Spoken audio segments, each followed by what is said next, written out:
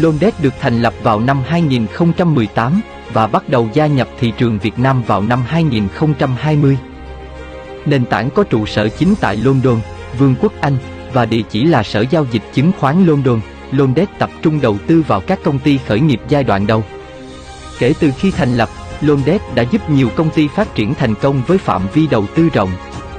Cho đến nay, Londet đã đầu tư hơn 60 công ty khởi nghiệp, bao gồm Finance Groundwell, TR Trust Social, công ty Fintech Đông Nam Á Ascend Money, Thebank, Việt Nam, nền tảng đầu tư Vimo Finance và công ty khởi nghiệp blockchain Tomochin. Vào năm 2018, Avel Finance đã huy động được vốn với trị giá 9 triệu đô la do Londet dẫn đầu, tập trung vào lĩnh vực xanh, và hiệu quả rất tốt.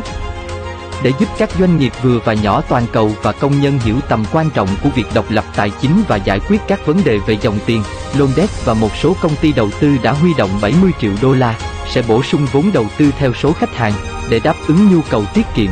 đầu tư và bảo hiểm của họ, mong rằng có thể giúp mọi người tiếp cận nhiều sản phẩm và dịch vụ tài chính khi trong thời gian xảy ra COVID-19, đã tạo ra các sản phẩm và giải pháp hoàn chỉnh về kỹ thuật số ảo, và đã thiết lập một nền tảng tài chính sáng tạo và toàn diện, LGX. LGX tin rằng với các sản phẩm độc đáo và trải nghiệm khách hàng, chúng tôi có thể tạo nhiều sản phẩm tài chính cho các khách hàng, giúp nhiều người vượt qua những cú sốc về dòng tiền ngắn hạn mỗi tháng, đồng thời cung cấp dịch vụ mang lại thu nhập cho khách hàng.